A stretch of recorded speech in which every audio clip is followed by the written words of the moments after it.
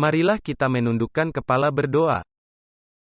Bapa yang di surga, sekali lagi kami datang padamu. Dengan keterbukaan hati dan pikiran, rela mendengarkan suara-Mu. Terima kasih Bapa akan karunia roh nubuat. Yang selama berabad-abad, Engkau telah menyatakan kehendak-Mu kepada manusia. Dan saat kami pelajari mengenai Nabi dan kaitannya dengan bait suci, kami mohon kehadiran Roh Suci. Terima kasih Bapa, karena kami dapat menghampiri tahta-Mu melalui doa. Terima kasih, karena sebagai Bapa Engkau mendengarkan doa kami. Terima kasih karena Engkau menjawab doa kami, sebab kami memohon atas nama Yesus. Amin. Di kitab 1 Korintus, Rasul Paulus membandingkan gereja dengan tubuh. Tubuh yang terdiri dari banyak anggota tubuh, yang mana masing-masing bagian anggotanya melakukan fungsinya sendiri yang spesifik dan khusus.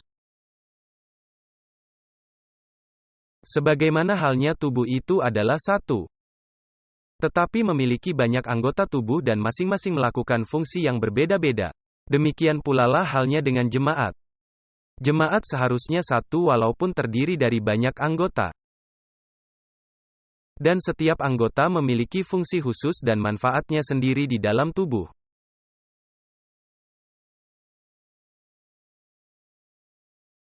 Nah, masing-masing bagian dari tubuh punya makna rohani bila berkaitan dengan jemaat.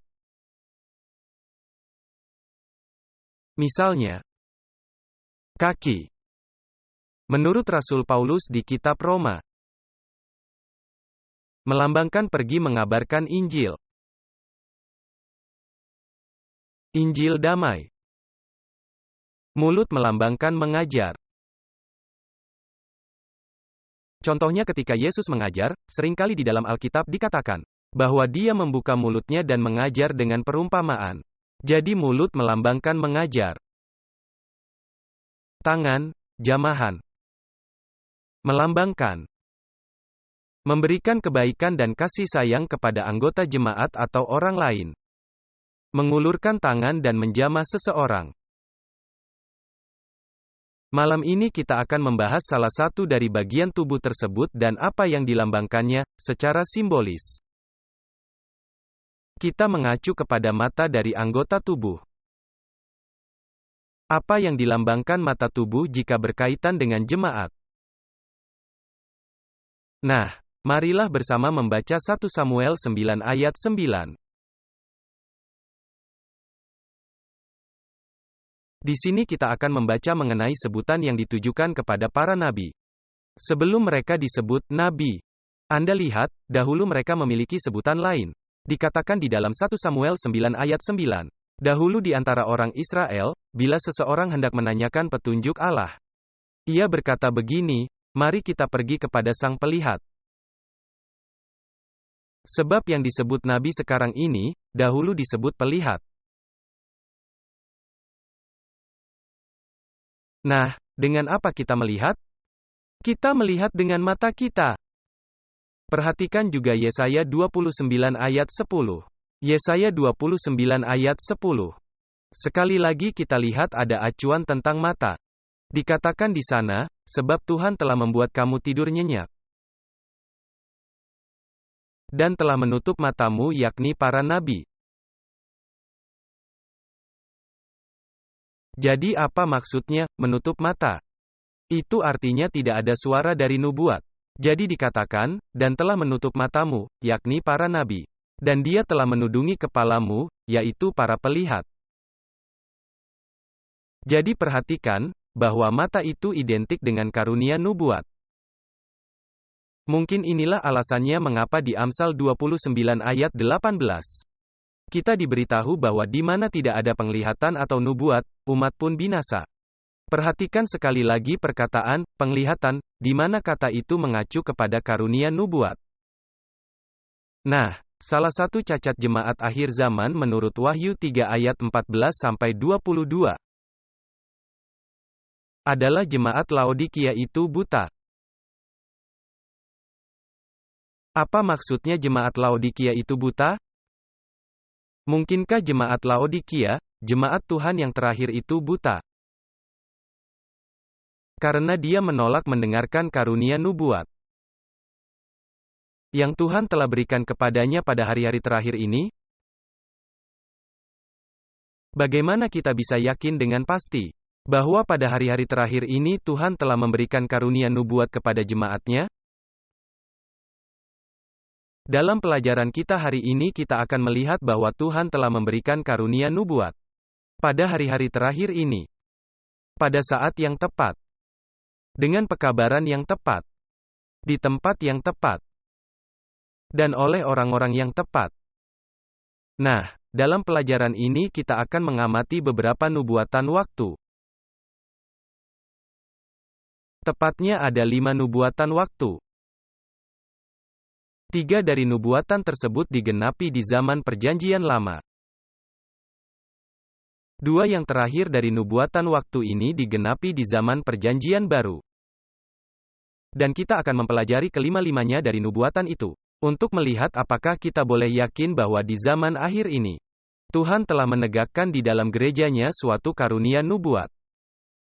Nah, sementara kita mempelajari kelima dari nubuatan waktu ini, 3 digenapi di masa Perjanjian Lama dan 2 di masa Perjanjian Baru.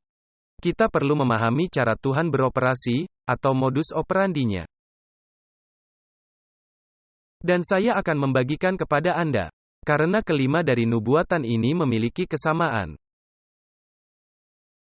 Hal pertama yang dilakukan Tuhan adalah Dia memanggil seorang nabi. Dan Tuhan memberikan kepada nabi itu suatu pesan. Pesan itu berkaitan dengan penghakiman.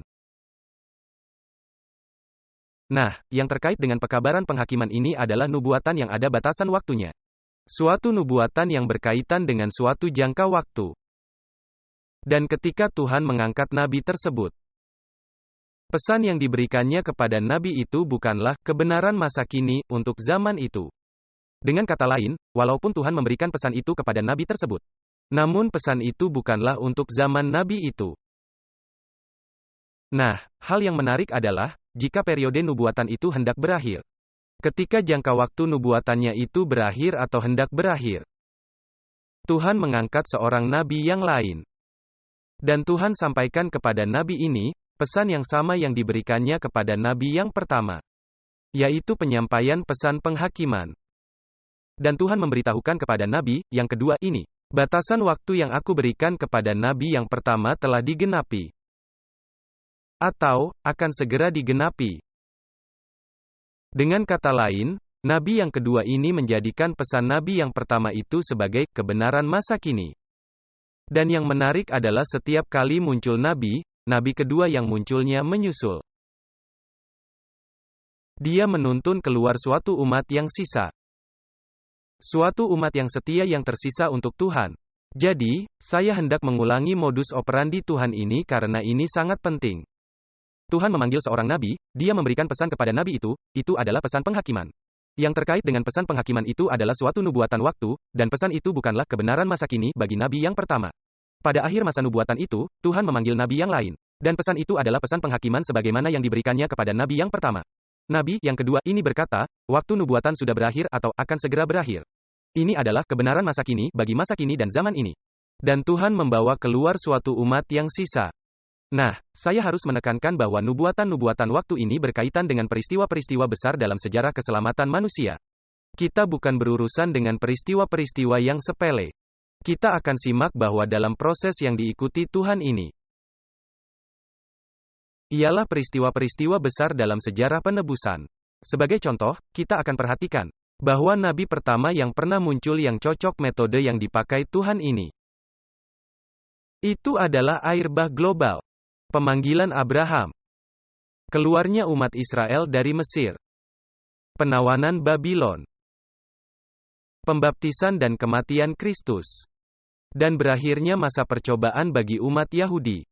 Dan dimulainya penghakiman terakhir di surga pada tanggal 22 Oktober tahun 1844. Semua peristiwa-peristiwa yang sangat penting dalam sejarah keselamatan ini, termasuk dalam metode yang dipakai Tuhan untuk beroperasi. Nah, marilah kita mulai dengan contoh kita yang pertama. Siapakah nabi pertama yang Alkitab sebutkan sebagai nabi? Dia adalah seorang yang bernama Henoh. Marilah bersama saya ke kitab Yudas ayat 14-15. Yudas ayat 14-15, itu kitab pendek ini tepat sebelum kitab Wahyu. Dan dikatakan di sana, juga tentang Henoh, keturunan ketujuh dari Adam, telah bernubuat. Perhatikan, bernubuat berarti tentunya dia seorang nabi, bukan? Sekarang, tentang Henoh, keturunan ketujuh dari Adam telah bernubuat katanya. Lihatlah, Tuhan datang dengan beribu-ribu orang kudusnya, untuk mengadakan apa? Jadi ini merupakan pesan penghakiman bagi semua. Untuk menghukum, nah, dengarkan baik-baik, untuk menjatuhkan hukuman semua orang fasik di antara mereka. Semua perbuatan fasik mereka, yang telah dilakukan dengan cara fasik. Dan semua kata-kata kasar, yang dikatakan orang-orang fasik kepada Tuhan. Saya rasa dia mau memastikan bahwa ini berbicara tentang orang-orang fasik. Kata tersebut dipakai berulang-ulang dalam dua ayat yang kita temui di Yudas 14-15 ini. Jadi Tuhan memberikan pesan ini kepada Henoh, nabi pertama di dalam Alkitab. Dan ini adalah pesan penghakiman. Nah, pertanyaannya adalah kapan pesan yang diberikan Tuhan kepada Henoh ini digenapi? Faktanya adalah pesan itu tidak digenapi di zaman Henoh. Itu bukanlah kebenaran masa kini untuk zaman Henoh bahwa Tuhan akan melaksanakan penghakiman. Sebenarnya pesan itu digenapi oleh dua titik waktu tertentu. Pertama, saat kedatangan Yesus Kristus yang kedua. Tetapi juga, dalam peristiwa yang terlebih dahulu melambangkan dan menggambarkan kedatangan kedua Kristus. Marilah kita perhatikan Matius 24 ayat 37-39. Matius 24 ayat 37-39. Sebab sebagaimana halnya pada zaman Nuh, demikian pula halnya kelak pada kedatangan Anak Manusia. Jadi dua peristiwa apakah yang diperbandingkan oleh Yesus? Kebinasaan dunia oleh air bah. Dan kebinasaan dunia saat kedatangan Kristus yang kedua, bukan? Amat sangat jelas. Ayat 38. Sebab sebagaimana mereka pada zaman sebelum air bah itu makan dan minum, kawin dan mengawinkan sampai kepada hari Nuh masuk ke dalam bahtera. Dan mereka tidak menyadarinya sampai air bah itu datang. Dan melenyapkan mereka semua. Demikian pula lah halnya kelak pada kedatangan Anak Manusia.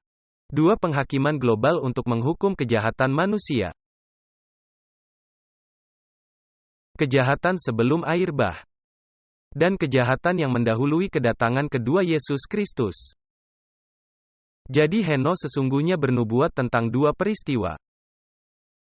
Dia bernubuat tentang kefasikan masyarakat sebelum air bah, yang mengakibatkan kebinasaan oleh air bah. Dan dia juga mengacu kepada kefasikan dunia, tepat sebelum kedatangan Yesus Kristus yang kedua kali.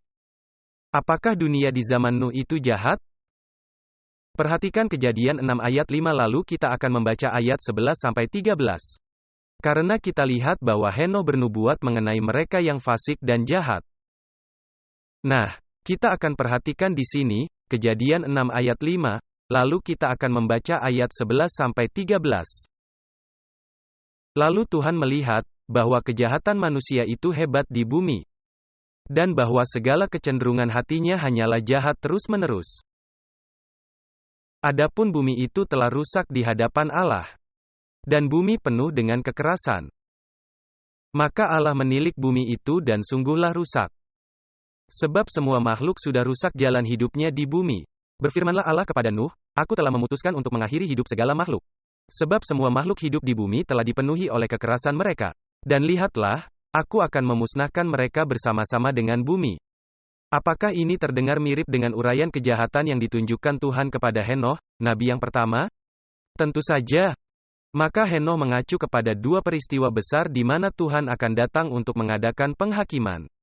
Pertama, air bah global di mana seluruh umat manusia musnah kecuali 8 orang yang tersisa.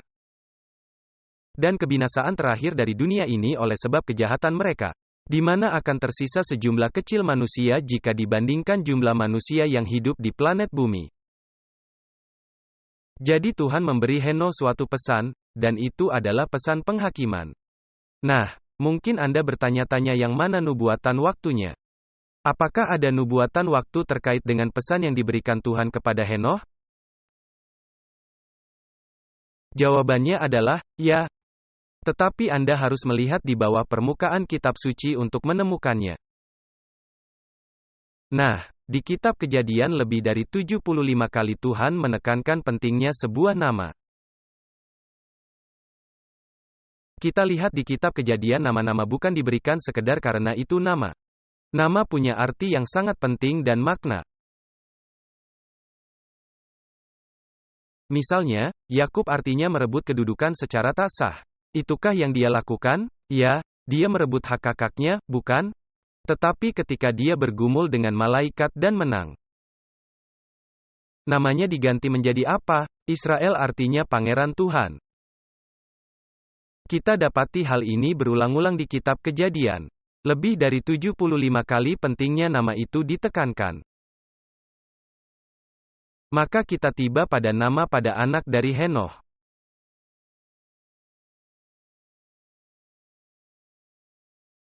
Siapakah nama anak dari Henoh? Marilah kita buka ke kitab Kejadian 5 ayat 21. Kejadian 5 ayat 21. Dikatakan di sana, setelah Henoh hidup 65 tahun, ia memperanakkan siapa? Metusalah. Itu sungguh nama yang menarik. Terdiri atas dua kata Ibrani. Yang satu kata, mut, dan lainnya, salah. Nah, saya akan memberikan Anda referensinya di Strong's Concordance karena selalu ada yang menulis email dan menelepon. Menanyakan saya bagaimana saya memperoleh arti nama dari Metusalah. Jika Anda mau mencari kata mut di Strong's Concordance nomor 4191.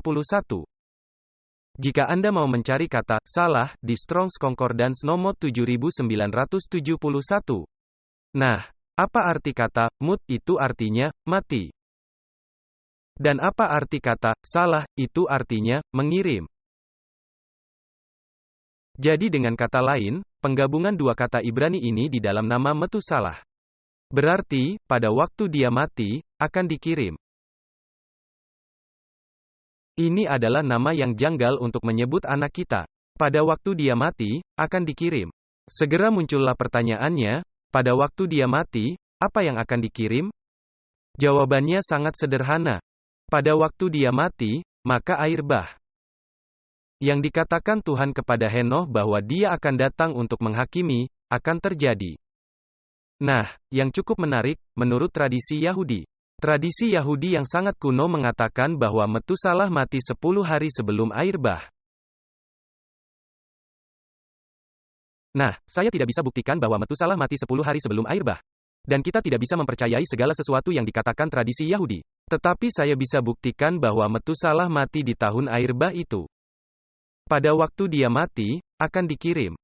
Anda bertanya, bagaimana bisa dibuktikan? Nah, saya akan ringkaskan bagaimana kita bisa membuktikannya. Mari kita berhitung sedikit. Kejadian 5 ayat 22 mengatakan kepada kita, dan Anda perlu berhitung sedikit di sini. Kejadian 5 ayat 22 mengatakan, bahwa mulai pada waktu Metusalah dilahirkan, hingga pada waktu anaknya Lameh lahir, terdapat tenggang waktu 187 tahun yang berlalu. Oke. Dari saat Metusalah lahir hingga saat anaknya Lameh lahir, 187 tahun. Dari saat Lameh lahir hingga saat Nuh lahir 182 tahun, menurut Kejadian 5 ayat 28. Lalu Alkitab berkata di Kejadian 7 ayat 11 bahwa Nuh hidup 600 tahun, lalu terjadi air bah. Jadi apa yang harus kita lakukan? Kita jumlahkan 187 plus 182 plus 600. Dan kita akan tahu tahun berapa air bah datang. Nah, berapakah yang Anda dapati jika Anda menjumlahkan angka-angka ini semuanya? Kita mendapat 900 berapa? 969. Dari saat Metusalah lahir hingga saat Metusalah mati, itu 969 tahun. Menarik. Alkitab yang mengatakan ini. Kejadian 5 ayat 27. Dikatakan, jadi Metusalah mencapai umur 969 lalu dia. Bagaimana? Lalu dia mati. Kapan Metusalah mati? Dia mati pada tahun terjadinya air bah. Dengan kata lain, namanya berarti pada waktu dia mati, akan dikirim. Dan ketika Metusalah mati, air bah pun dikirim. Jadi nama Metusalah adalah suatu nubuatan waktu yang mengumumkan kapan penghakiman akan terjadi, yang disampaikan Tuhan kepada Nabi Henoh. Apakah Anda bisa mengikuti? Sekarang, pada akhir dari masa ini, ketika menjelang itu hendak berakhir, apakah Tuhan mengangkat seorang nabi lain yang membawakan pokok bahasan yang sama seperti yang telah dibawakan oleh Henoh? Tentu saja. Siapakah namanya? Namanya adalah Nuh. Apakah Nuh menjadikan pekabaran Henoh kebenaran masa kini, untuk waktu dan zamannya? Apakah Nuh berkata, dengarkan, saudara-saudara, apa yang dikatakan Henoh akan terjadi dalam generasi ini? 120 tahun masa percobaan. Perhatikanlah 2 Petrus 2 ayat 5 yang berbicara tentang Nuh. 2 Petrus 2 ayat 5. Dikatakan di sini, dan Allah tidak menyayangkan dunia purba, tetapi hanya menyelamatkan Nuh. 1 dari 8 orang, seorang pemberita. Apa? Pemberita kebenaran. Dengan mendatangkan air bah atas dunia orang-orang yang apa? Orang-orang fasik. Bukankah ini kata yang dipakai berulang-ulang di dalam pesan yang diberikan kepada Henoh? Tentu saja. Perhatikan Ibrani 11 ayat 7. Ibrani 11 ayat 7. Dikatakan di sini, karena iman, Nuh, yang diperingatkan Allah tentang hal-hal yang belum kelihatan, melangkah, dengan takut kepada Allah, mempersiapkan sebuah bahtera untuk menyelamatkan keluarganya. Dengan demikian ia, apa? Nah, lihatlah, ini penghakiman yang dinubuatkan oleh Henoh. Dengan demikian ia menghukum dunia. Dan ia menjadi pewaris kebenaran, oleh karena imannya. Jadi apakah Tuhan memberikan pesan yang sama kepada Nuh seperti yang diberikannya kepada Henoh? Tentu saja. Apakah Nuh menjadikan pekabaran Henoh kebenaran masa kini, untuk waktu dan zamannya? Tentu saja. Apakah itu pekabaran penghakiman? Apakah itu akhir dari masa periode tersebut seperti yang dikatakan kitab suci? Tentu saja. Apakah Nuh juga melalui kepemimpinannya, telah menyelamatkan suatu umat yang sisa dari kebinasaan dan membawa mereka keluar? Betul sekali, ada 8 orang. Jadi ini adalah contoh pertama dari kitab suci tentang modus operandi Tuhan sehubungan dengan nubuatan-nubuatan waktu dan para nabi. Sekarang mari kita ke contoh kedua. Marilah bersama saya ke kitab Kejadian pasal 20. Kejadian pasal 20. Dan kita akan segera membaca ayat 7. Alkitab mengatakan bahwa Abraham pergi ke kota Gerar. Dan di sana hidup seorang raja bernama Abimelekh. Dan kelihatannya Sarah, istri Abraham adalah perempuan yang sangat cantik walaupun sudah lanjut usianya waktu itu. Maka Abraham berkata, kamu tahu, jika aku berkata kepada Abimelekh bahwa Sarah itu istriku, dia akan membunuhku agar bisa mengambil istriku. Maka dia berkata kepada Sarah, katakan kepada Abimelekh kamu adalah saudaraku. Di mana itu setengah benar, tetapi setengah benar adalah bohong penuh. Abraham katakan kepada Abimelekh adalah benar, tapi bukan seluruh kebenarannya, dan itu sama sekali bukan kebenaran. Untunglah malam itu Tuhan memberi Abimelekh suatu mimpi,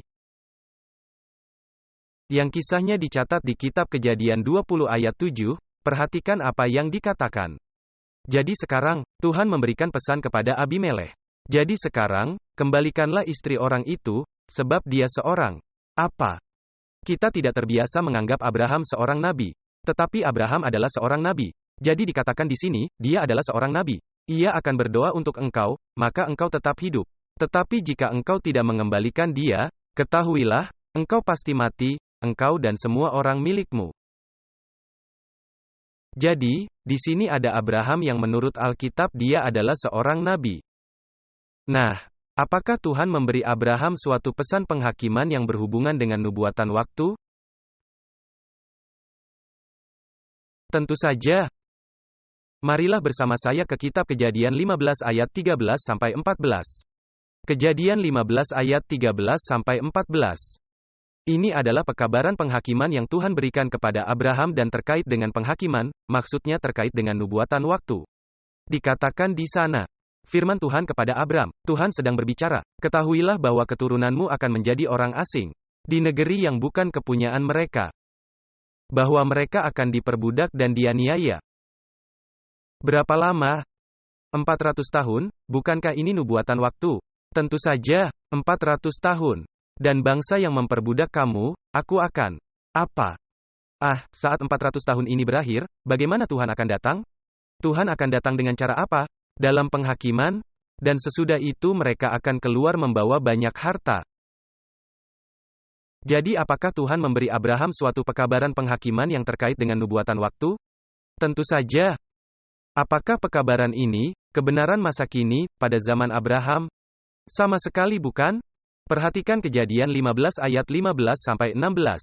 Kejadian 15 ayat 15-16. Di sini Tuhan berkata kepada Abraham, "Tetapi akan halnya engkau akan pergi kepada nenek moyangmu dengan sejahtera. Engkau akan dikuburkan pada usia yang lanjut. Tetapi keturunan yang keempat mereka akan kembali ke sini. Sebab kedurjanaan orang Amori itu masih belum genap." Jadi, apakah nubuatan ini untuk masa depan yang masih jauh? Tentu saja. Tuhan memberikan pekabaran penghakiman itu kepada Abraham. Itu terkait dengan nubuatan waktu. Tetapi pekabaran itu bukan untuk zaman Abraham. Coba saya tanya, pada akhir masa itu, selagi menjelang akhirnya, apakah Tuhan mengangkat seorang nabi lain untuk menjadikan pekabaran kepada Abraham itu, kebenaran masa kini? Siapa nama nabi itu? Nama nabi itu adalah Musa. Mari bersama saya ke Keluaran 12 ayat 40-41. Apakah Tuhan datang untuk penghakiman di zaman Musa terhadap bangsa yang telah menindas Israel? Apakah pekabaran Abraham itu digenapi dan apakah umat Tuhan dilepaskan? Tentu saja. Keluaran 12 ayat 40-41. Lamanya orang Israel diam di Mesir adalah 430 tahun. Dan terjadilah. Pada akhir 430 tahun ini, Anda berkata, di sini dikatakan 430 tahun, tadinya Anda berkata 400 tahun. Yang satu terkait waktu saat Abraham dipanggil meninggalkan kampung halamannya untuk pergi ke Kanaan. Dan yang lainnya adalah ketika Abraham benar-benar masuk Kanaan, tetapi kita tidak akan membahas hal ini sekarang. Nah, perhatikan apa katanya, tepat pada hari itu juga. Terjadilah segala pasukan Tuhan itu keluar dari tanah Mesir. Apakah Musa menjadikan pekabaran Abraham, kebenaran masa kini? Tentu saja. Apakah Musa memperkenalkan penghakiman demi penghakiman, melalui kuasa Tuhan, atas masyarakat Mesir? Tentu saja. Tepat sebagaimana yang telah dinubuatkan oleh Abraham. Jadi apakah Musa menjadikan pekabaran tersebut kebenaran masa kini? Ya. Apakah Musa memimpin keluar suatu umat yang sisa? Siapakah umat yang sisa itu? Itu adalah umat Tuhan. Musa memimpin mereka keluar dalam perjalanan pengembaraan mereka ke tanah Kanaan. Mungkin di antara Anda bertanya-tanya apakah Musa seorang nabi? Alkitab berkata demikian. Perhatikan Hosea 12 ayat 13. Biasanya kita tidak berpikir bahwa Musa sebagai seorang nabi. Tetapi Musa itu adalah seorang nabi. Hosea 12 ayat 13 dikatakan, oleh seorang nabi, Tuhan membawa Israel keluar dari Mesir. Dan oleh seorang nabi ia dipelihara. Jadi kita simak dari contoh yang kedua yang digenapi di zaman Perjanjian Lama. Sekali lagi Tuhan bekerja dengan cara yang sama. Dia memanggil seorang nabi, dia memberikan suatu pekabaran. Dan yang terkait dengan pekabaran itu adalah nubuatan waktu. Pekabaran itu adalah pekabaran penghakiman, dan bukan untuk zaman nabi tersebut. Lalu di penghujung nubuatan itu Tuhan memanggil nabi yang lain memberikannya pekabaran penghakiman yang sama. Dan nabi itu berkata, nubuatan waktunya kini telah berakhir. Lalu dia memimpin keluar suatu umat yang sisa. Nah, mari kita ke contoh ketiga yang digenapi di zaman Perjanjian Lama. Apakah Anda setuju Yeremia adalah seorang nabi? Saya akan berikan rujukannya, kita tidak akan membacanya. Yeremia 1 ayat 5, Tuhan berkata, Aku telah memanggilmu sebagai nabi sejak kamu masih di rahim ibumu. Nah, apakah Tuhan memberi Yeremia suatu pekabaran penghakiman yang berkaitan dengan nubuatan waktu? Tentu saja. Perhatikan Yeremia 25 ayat 11-12. Yeremia 25 ayat 11-12. Dikatakan di sini, maka seluruh negeri ini akan menjadi terlantar dan suatu kengerian. Berbicara mengenai tanah Yehuda. Dan bangsa-bangsa ini akan menjadi hamba kepada Raja Babel. Selama berapa lama? 70 tahun lamanya, bukankah ini suatu nubuatan waktu? Tentu saja. Nah, apa yang akan terjadi setelah 70 tahun? Selanjutnya dikatakan, kemudian sesudah genap 70 tahun itu. Maka aku akan, apa? Penghakiman lagi. Aku akan menghukum Raja Babel dan bangsa itu. Negeri orang Kasdim, oleh karena kesalahan mereka, firman Tuhan. Dan aku akan membuatnya terlantar untuk selama-lamanya. Jadi, apakah Tuhan memberi Nabi Yeremia suatu pekabaran? Tentu saja. Apakah itu pekabaran penghakiman? Tentu saja. Apakah itu berkaitan dengan nubuatan waktu? Tentu saja. Apakah pekabaran ini untuk zaman Yeremia? Tidak. Yeremia sudah mati lama sebelum masa ini berakhir. Nubuatan ini tidak digenapi di masa Yeremia. Pertanyaan.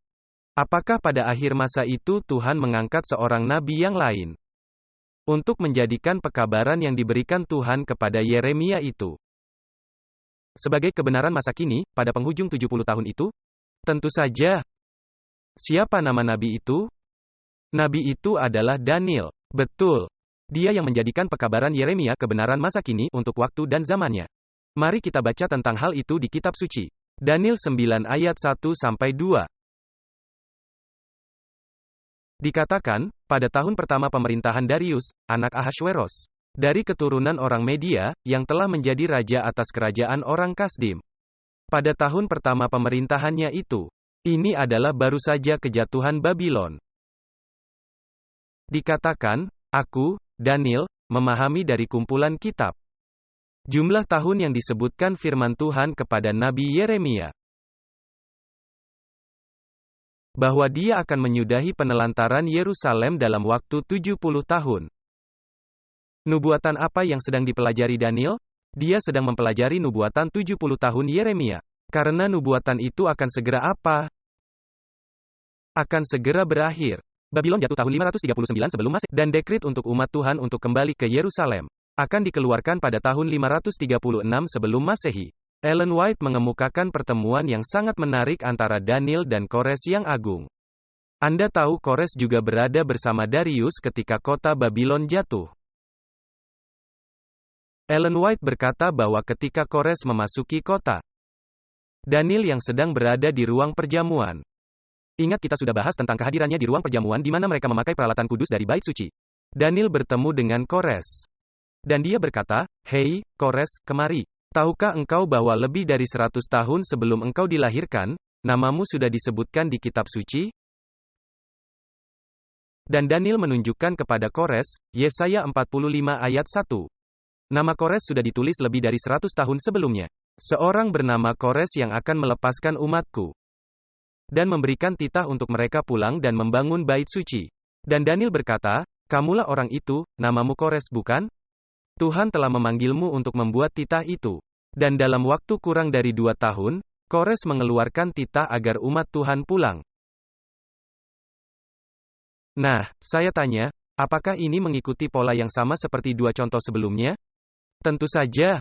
Tuhan memanggil seorang nabi. Dia memberi nabi itu suatu pesan. Pekabaran itu adalah tentang penghakiman. Pekabaran itu bukan kebenaran masa kini, pada zamannya dan itu berkaitan dengan suatu nubuatan waktu.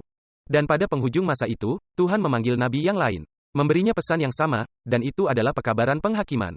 Dan tenggang masa nubuatannya sekarang akan berakhir. Itu adalah kebenaran masa kini. Apakah Daniel memimpin suatu umat sisa meninggalkan Babylon kembali ke tanah air mereka? Ya, Israel keluar dari penawanan. Tepat sebagaimana dikatakan Tuhan itu akan terjadi. Sekarang, marilah kita lihat suatu contoh yang digenapi di masa Perjanjian Baru. Nah, nubuatan ini diberikan di masa Perjanjian Lama. Tetapi peristiwa-peristiwa yang dinubuatkan digenapi di masa Perjanjian Baru. Nabi Daniel menyampaikan nubuatan yang kita sudah pelajari dalam seminar ini, yaitu nubuatan 70 minggu. Anda ingat nubuatan yang telah kita pelajari, nubuatan tentang 70 minggu? Ada 3 peristiwa besar dalam nubuatan 70 minggu ini, jika Anda masih ingat. Khususnya pada minggu yang terakhir dari 70 minggu itu. Mari kita baca lalu kita tinjau kembali apakah ketiga dari inti utamanya. Perhatikan Daniel 9 ayat 24. 70 minggu telah ditetapkan bagi bangsamu dan bagi kotamu yang kudus. Inilah yang malaikat sampaikan kepada Daniel. 70 minggu ditetapkan atau dipotong untuk bangsamu dan kotamu yang kudus. Untuk melenyapkan kefasikan, untuk mengakhiri dosa. Untuk mendatangkan keadilan, kebenaran yang kekal, untuk mengakhiri penglihatan dan nubuat. Dan untuk mengurapi yang maha kudus. Lalu ayat 25, kita baca hingga ayat 27. Dikatakan, ketahuilah dan pahamilah. Mulai saat firman itu keluar sampai Yerusalem dipulihkan dan dibangun kembali sampai pada kedatangan seorang yang diurapi seorang pangeran. Anda ingat kita sudah pelajari, Mesias, artinya apa? Yang diurapi, bukan? Maka peristiwa besar pertama dalam nubuatan ini adalah diurapinya Sang Mesias. Lalu dikatakan, sampai datang yang diurapi, Sang Pangeran, ada 7 minggu, dan 62 minggu lamanya. Jalan-jalannya dan tembok-temboknya akan dibangun kembali walaupun dalam kesulitan. Sesudah 62 kali 7 minggu itu, ini peristiwa besar kedua. Mesias akan bagaimana? Akan disingkirkan, itulah kematian Kristus. Tetapi bukan untuk dirinya sendiri. Dan rakyat pangeran yang akan datang itu, akan memusnahkan kota dan tempat kudus itu. Tetapi itu berakhirnya oleh Erbah. Sampai akhir peperangan itu, pemusnahan telah ditetapkan, kemudian ia akan meneguhkan perjanjian dengan banyak orang selama 1 minggu. Tapi pada pertengahan minggu ini Sang Pangeran, Mesias, di pertengahan minggu, ia akan menghentikan korban dan persembahan. Apakah Yesus melakukannya secara harafiah saat dia mati? Kita sudah mempelajarinya, bukan? Jadi peristiwa yang pertama adalah pembaptisannya. Peristiwa kedua adalah kematiannya. Dan apa peristiwa yang ketiga? Berakhirnya masa percobaan bagi bangsa Yahudi yang menuju apa? Penghancuran Yerusalem. Perhatikan ayat berikutnya. Dan di atas sayap kekejian itu akan datang yang membinasakan. Sampai pemusnahan yang ditetapkan menimpa yang membinasakan itu. Dan siapakah yang datang ke Yerusalem dan menghancurkan Yerusalem karena penolakan terhadap Sang Mesias? Itu adalah Roma, khususnya tentara Titus. Jadi ada 3 peristiwa besar. Nomor 1, diurapinya Sang Mesias. Nomor 2, kematian Sang Mesias. Nomor 3, berakhirnya masa percobaan bagi teokrasi Yahudi. Nah, coba saya tanya, pada akhir masa ini, sebenarnya selama minggu yang terakhir dari periode ini, apakah Tuhan memanggil seorang nabi lain untuk menjadikan pekabaran Daniel ini, kebenaran masa kini, bagi waktu dan zamannya? Apakah Tuhan melakukannya? Tentu saja. Apa nama nabi tersebut? Nama nabi tersebut adalah Yohanes Pembaptis. Kapan Yesus diurapi? Kita telah mempelajari ini. Ingat, kapan Yesus diurapi menjadi Sang Mesias? Pada waktu baptisannya. Mari kita ulangi. Anda ingat di Lukas 4 ayat 16 Yesus memulai pelayanannya di Nazaret dan dia berkata, Tuhan telah mengurapi aku. Ini terjadi segera setelah baptisannya. Ketika Yesus dibaptis, apa yang turun ke atasnya? Roh Kudus dalam bentuk seekor merpati, turun ke atas Kristus. Dan bila kita ke Kisah Para Rasul 2 ayat 38-39 dikatakan, bahwa Tuhan mengurapi Yesus dengan Roh Kudus. Maka pengurapan Yesus terjadi pada saat baptisannya, saat dia menerima Roh Kudus. Jadi, apakah Yohanes Pembaptis mengemukakan soal pengurapan Mesias? Ya, dia terlibat dalam pengurapan Sang Mesias. Coba saya ajukan pertanyaan yang lain. Bagaimana Yohanes Pembaptis memperkenalkan Kristus? Dia berkata, lihatlah, apa? Anak domba Allah yang menghapus dosa dunia.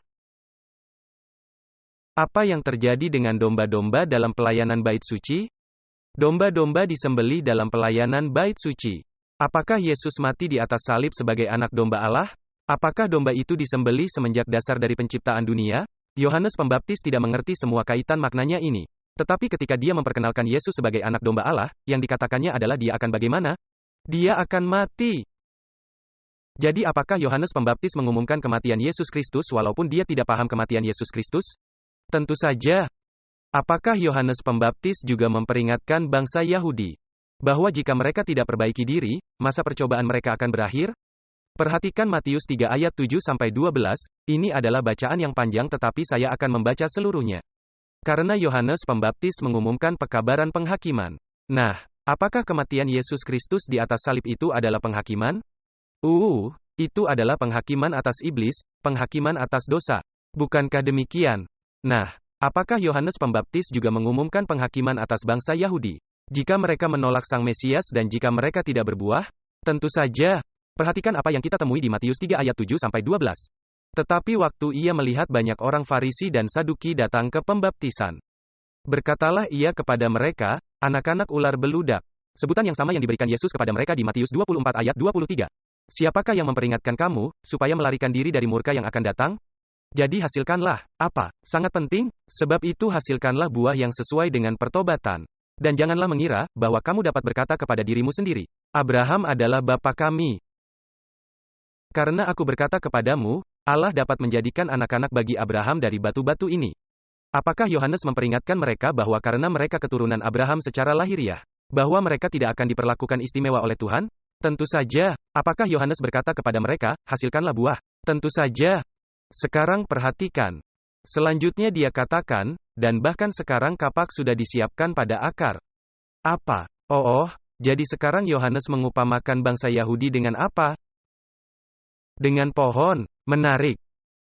Oleh karena itu setiap pohon yang tidak menghasilkan buah yang baik, apa yang akan terjadi? Pasti ditebang dan dibuang ke dalam api. Pohon itu melambangkan apa menurut konteks ini? Itu melambangkan bangsa Yahudi. Apa yang terjadi pada Yerusalem di tahun 70? Yerusalem dibakar, persis seperti yang Yohanes Pembaptis katakan. Lalu dia berkata, memang aku membaptis kamu dengan air sebagai tanda pertobatan. Tetapi ia yang datang kemudian daripadaku lebih berkuasa daripadaku dan aku tidak layak membawakan kasutnya. Ia akan membaptiskan kamu dengan Roh Kudus dan dengan api. Nah, perhatikan pesan penghakiman ini. Alat penampi sudah di tangannya. Dan ia akan membersihkan tempat pengirikannya. Dan mengumpulkan gandumnya ke dalam lumbung. Tapi ia akan apakan? Ia akan membakar sekam itu dalam api yang tak terpadamkan. Apakah ini suatu pesan penghakiman bahwa Tuhan akan memisahkan orang benar dari yang tidak benar? Mereka yang berbuah dan mereka yang tidak berbuah? Tentu saja. Dan perhatikan, dia membandingkan bangsa Yahudi dengan sebatang pohon. Dan jika pohon itu tidak menghasilkan buah, maka itu ditebang dan dilemparkan ke dalam api. Apakah kita jumpai pohon ini kemudian dalam kehidupan pelayanan Kristus? Tentu saja. Dalam minggu terakhir kehidupannya. Perhatikan Matius 21 ayat 19. Matius 21 ayat 19. Dan seandainya kita punya waktu untuk ke Lukas pasal 13. Tetapi kita tidak punya waktu lagi ke sana. Itu merupakan suatu pelajaran tersendiri. Jadi marilah ke minggu terakhir kehidupan Yesus, Matius 21 ayat 19. Ingat, Yohanes Pembaptis berkata, pohon harus menghasilkan buah. Jika tidak menghasilkan buah, akan ditebang dan dilemparkan ke dalam api. Matius 21 ayat 19, dan ketika ia melihat pohon ara di jalan itu maka ia pergi ke situ. Tetapi ia tidak mendapat apa-apa pada pohon itu selain, apa? Hanya daun-daun saja. Katanya kepada pohon itu, engkau tak akan berbuah lagi selama-lamanya. Semua orang setuju bahwa pohon ara itu melambangkan bangsa Yahudi. Sekalipun golongan pelajar dispensasionalis atau futuris percaya bahwa pohon ara itu melambangkan Israel. Tapi sekarang, saya ingin Anda perhatikan sesuatu yang sangat menarik. Markus 11 ayat 20-21. Yesus mengutuk pohon ara itu dan Markus mengisahkan kepada kita di pasal 11 ayat 20 dan 21. Nah, pagi-pagi ketika Yesus dan murid-muridnya lewat, mereka melihat pohon ara tadi sudah kering sampai ke akar-akarnya. Apa yang terjadi jika pohon itu mengering di akar-akarnya? Habislah dia. Maka teringatlah Petrus, lalu ia berkata kepada Yesus, Rabi, lihatlah, pohon ara yang kau kutuk itu sudah kering. Jadi coba saya tanya, apakah Yohanes Pembaptis menjadikan pekabaran 70 minggu itu, kebenaran masa kini? Terutama 3 peristiwa terakhir dari minggu yang terakhir? Tentu saja. Dialah yang membaptis Sang Mesias ketika Mesias diurapi. Dialah yang mengumumkan bahwa Yesus adalah anak domba Allah yang mengangkut dosa dunia ini. Dan dialah yang mengumumkan jika bangsa Yahudi tidak menghasilkan buah, maka akan ditebang dan dilemparkan ke api. Persis seperti yang terjadi di tahun 70 Masehi. Bangsa Yahudi dihancurkan dan Yerusalem dibakar oleh apa? Dibakar dengan api. Nah, coba saya tanya, apakah Yohanes Pembaptis melalui pekerjaannya membawa keluar suatu umat yang sisa? Ya, betul. Tahukah Anda? Sebagian besar murid-murid Yesus tadinya adalah murid-murid Yohanes Pembaptis. Saya tidak tahu apakah Anda menyadarinya atau tidak. Dan murid-murid itu yang kemudian menjadi murid-murid Kristus. Yang sebelumnya adalah murid-murid Yohanes Pembaptis. Mereka itulah yang menjadi cikal bakal dan pendiri dari apa? Dari gereja Kristen. Mereka itulah umat yang sisa, yang mendirikan gereja Kristen. Tetapi awal mulanya mereka itu ditarik keluar oleh Yohanes Pembaptis. Sekarang marilah kita ke contoh yang terakhir. Kita telah mempelajari nubuatan 2300 hari, bukan? Nubuatan 2300 hari adalah bagian nubuatan yang lebih panjang. Dan nubuatan 70 minggu adalah bagian pertama dari nubuatan 2300 itu. Apakah itu masih jelas dalam ingatan Anda? Jadi, apakah nubuatan 2300 hari itu dibagi dalam dua bagian? Tentu saja. Nah, hal yang menarik adalah bahwa Daniel bukan hanya memberikan nubuatan 70 minggu yang berlaku bagi bangsa Yahudi badani. Tapi dia juga berbicara nubuatan 2300 hari yang akan digenapi nanti kemudian dalam perjalanan sejarah kekristenan. Mari kita baca nubuatan itu seperti yang tertulis di Daniel 8 ayat 14. Daniel 8 ayat 14. Maka ia menjawab kepadaku, sampai lewat 2300 petang dan pagi, lalu tempat kudus itu akan dibersihkan. Pertanyaan. Kepada siapakah Tuhan berikan pekabaran penghakiman ini? Kepada Daniel, bukan? Apakah Daniel seorang nabi? Tentu saja. Apakah Tuhan mengkaitkan pekabaran ini dengan nubuatan waktu? Ya. Apakah itu pekabaran penghakiman? Kita telah mempelajari bahwa bait suci yang dibersihkan merujuk pada apa? Merujuk pada awal dari penghakiman di bait suci surga. Apakah pekabaran penghakiman ini untuk zamannya Daniel? Tentu saja bukan. Perhatikan Daniel 12 ayat 4 lalu kita baca ayat 9.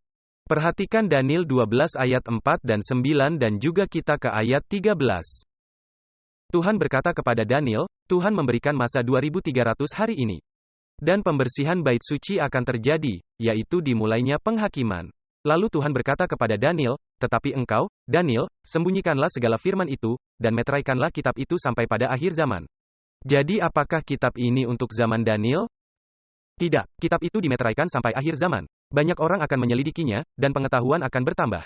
Perhatikan ayat 9. Tetapi ia menjawab, lanjutkanlah hidupmu, Daniel. Sebab firman ini akan tinggal tersembunyi dan termeterai sampai kapan? Sampai akhir zaman? Lalu ayat 13. Tetapi engkau, lanjutkanlah hidupmu sampai akhirnya. Karena engkau akan beristirahat, dan akan bangkit untuk mendapat warisanmu pada kesudahan zaman. Jadi pekabaran ini bukan kebenaran masa kini, pada zamannya Daniel. Nah, ini pertanyaan sangat penting. Apakah kita patut berharap bahwa di akhir 2300 hari tersebut, Tuhan akan mengangkat seorang nabi yang akan mengumumkan pekabaran yang sama yang diumumkan Daniel, dan menjadikannya kebenaran masa kini untuk waktu dan zamannya? Ya atau tidak? Ya, karena itulah cara Tuhan bekerja. Pada akhir 2300 hari itu, kita patut menantikan Tuhan juga mengangkat seorang nabi yang akan menjelaskan bahwa nubuatan 2300 hari itu telah tiba apanya, tiba penggenapannya, dan menjelaskan secara terinci nubuatan tersebut. Saya hendak katakan, bahwa hingga tahun 1844, sebagaimana yang kita pelajari sebelumnya, Tuhan telah membangkitkan suatu gerakan interdenominasi dan interkontinental yang dikenal sebagai The Great Second Advent Awakening, gerakan kebangunan akbar kedatangan Yesus kedua. Juga dikenal sebagai The Millerite Movement, gerakan Millerite. Tahukah Anda ayat inti yang mereka sampaikan hingga tanggal 22 Oktober tahun 1844? Sampai lewat 2300 petang dan pagi, lalu tempat kudus itu akan diapakan, akan dibersihkan. Kapan nubuatan 2300 hari itu digenapi? Itu digenapi tahun 1844. Apakah kita patut menantikan munculnya suatu gerakan yang akan mengumumkan bahwa nubuatan 2300 hari itu akan segera berakhir? Tentu saja. Karena begitulah setiap kali cara Tuhan bekerja. Nah, William Miller ini. Dengarkan baik-baik. William Miller tidak sepenuhnya memahami satu hal. Dia tidak paham peristiwa yang akan terjadi. Apakah dia sudah tepat mengenai waktu terjadinya peristiwa itu? Ya, dia tidak salah. Apakah dia salah mengenai peristiwanya? Ya. Nah, sebelum Anda terlalu menyalahkan dia, Anda harus ingat bahwa Yohanes Pembaptis, yang adalah nabi yang muncul pada akhir masa 70 minggu juga sama, seperti William Miller. Karena Yohanes Pembaptis juga tidak paham. Itu nanti, setelah terjadi kekecewaan sewaktu Yesus dieluk-elukan masuk ke Yerusalem. Bahwa para murid mempelajarinya lebih dalam dan barulah memahaminya. Dan Petrus pada hari Pentakosta, sebagai Nabi Tuhan, menjelaskan apa yang telah terjadi. Apakah Anda bisa paham atau tidak?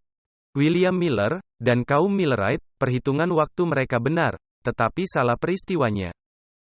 Tetapi setelah kekecewaan, tepatnya di bulan Desember 1844, Tuhan mengangkat seorang wanita bernama Ellen White. Dan tahukah Anda, apakah yang menjadi beban Ellen White? Jika Anda membaca tulisannya Early Writings, bebannya adalah menjelaskan apa yang terjadi pada tanggal 22 Oktober tahun 1844. Sebelum Ellen White berbicara mengenai kesehatan, sebelum dia berbicara mengenai organisasi gereja, sebelum dia berbicara mengenai pendidikan, sebelum dia berbicara semua hal yang ditulisnya secara panjang lebar. Poin utamanya yang pertama-pertama, setelah kekecewaan itu adalah menjelaskan apa yang telah terjadi pada tanggal 22 Oktober tahun 1844. Tujuan awal dari penglihatan-penglihatannya utamanya adalah untuk itu. Dan Anda bisa membacanya di buku Early Writings. Nah, coba saya tanya, mengapa Ellen White harus fokus pada hal yang khusus ini? Ada begitu banyak hal yang seharusnya bisa dia tulis atau bicarakan. Mengapa harus mengenai 2300 petang dan pagi? Karena dia adalah nabi yang harus menjadikan apa yang dibicarakan Daniel itu, kebenaran masa kini. Apakah Anda memahami saya atau tidak? Nah, kalaupun Ellen White membahas mengenai banyak hal lain, mungkin dia mengenai Trinitas, mengenai kesehatan, atau tentang pentingnya mendirikan suatu sistem pendidikan dan lain-lain. Memang semuanya itu kebenaran-kebenaran yang indah dan bagus, tapi itu tidak akan menjadikan nubuatan 2300 hari itu sebagai kebenaran masa kini. Dia harus mengangkat bahasan yang sama, persis seperti yang diangkat oleh Daniel. Anda paham atau tidak? Dan itulah yang persis dia lakukan. Nah, dengarkanlah baik-baik. Ellen White mengumpulkan sejumlah kecil umat sisa. Pada publikasi tulisan pertamanya berjudul, Sepatah Kata kepada Kawanan Kecil, yang tersebar di luar negeri. Dan di dalam buku kecil ini, dia berusaha menjelaskan apa yang terjadi di 1844 dan alasannya mengapa terjadi kekecewaan. Nah, tahukah Anda bahwa di New England di mana awal dari gerakan ini terjadi? Pada waktu itu ada banyak sekali gerakan keagamaan, itulah sebabnya New England dikenal sebagai distrik yang berapi-api. Karena ada begitu banyak macam gerakan keagamaan di sana. Sebagai contoh, coba saya sebutkan beberapa gerakan yang muncul di sekitar area yang sama. Mormonisme, dengan nabinya Joseph Smith. Christian Science, dengan nabiahnya Mary Baker Eddy. Teosofi, teologi New Age, Helena Blavatsky. Baha'i Faith dibentuk saat itu, dengan nabinya Abdul Baha. Spiritualisme muncul di daerah yang sama, Fox bersaudara dan Andrew Jackson Davis. Pentakostalisme berawal di sini dengan seorang wanita bernama Margaret MacDonald. Saksi Yahova terbentuk sekitar waktu ini. Interpretasi futuris mengenai nubuatan Alkitab terbentuk saat itu, dengan John Nelson Darby dan Edward Irving. Evolusionisme terbentuk sekitar waktu itu. Marxisme yang menjadi filosofi komunisme terbentuk sekitar waktu itu. Menurut Anda iblis sedang berusaha apa? Dengan begitu banyaknya gerakan yang muncul di daerah geografis yang sama. Orang-orang akan bertanya-tanya yang mana kebenaran? Kemana kita harus berpaling? Bagaimana kita akan tahu yang mana kebenaran? Tetapi tak satu pun gerakan-gerakan yang saya sebutkan itu mengangkat isu sampai 2300 petang dan pagi, lalu tempat kudus itu akan dibersihkan. Hanya Ellen White dan William Miller yang mengangkat sampai lewat 2300 petang dan pagi, lalu tempat kudus itu akan dibersihkan. Akankah kita mengharapkan itu yang terjadi pada akhir 2300 hari sesuai dengan modus kerja Tuhan? Tentu saja. Dan Anda bisa memeriksanya dari sejarah. Nah, ada sikap yang berbeda-beda terhadap Ellen White. Ada yang secara terang-terangan menyerang pelayanannya dalam tulisan-tulisannya. Dan menurut saya, pada dasarnya mereka yang menyerang tulisan-tulisan Ellen White, boleh jadi mereka belum pernah membaca tulisan-tulisannya. Atau mereka membacanya dengan maksud tertentu. Setiap nabi di dalam Alkitab dibenci oleh kaum kepada siapa nabi itu diutus. Jadi bila Ellen White dibenci di banyak kalangan, maka saya hendak katakan kemungkinan besar dia nabi yang sejati. Karena Yesus berkata, bahwa nabi-nabi yang disukai justru nabi-nabi yang palsu. Karena nabi-nabi yang benar menyampaikan kebenaran dan masyarakat tidak bisa menerima kebenaran. Ada juga orang-orang yang tidak peduli Ellen White. Dengan tidak mau membaca nasihat-nasihatnya, mereka ini tidak memperoleh manfaatnya. Ada lagi yang berusaha mengacaukan nasihat Ellen White dengan cara memilih-milih kutipan Ellen White. Jika nyaman dan cocok untuk menggunakan kutipannya. Dan ada yang memakai Ellen White untuk menjatuhkan orang lain. Dan itulah sebabnya mengapa banyak orang tidak mau punya urusan dengannya. Dan ada orang-orang yang mengasihi, membaca dan menuruti nasihat-nasihat yang diberikan Tuhan melalui Ellen White. Izinkan saya berkata, Ellen White tidak mengatakan sesuatu yang aneh, atau gila, atau konyol. Nasihat-nasihatnya sangat hebat, itu mencakup banyak bidang. Kesehatan, pendidikan, organisasi gereja, teologi, kesalehan hidup. Bacalah sendiri, dan Anda akan terkagum-kagum. Bagaimana Tuhan memakai perempuan hebat ini untuk membagikan kebenaran untuk hari-hari akhir ini. Terima kasih Tuhan untuk pemberian yang indah ini.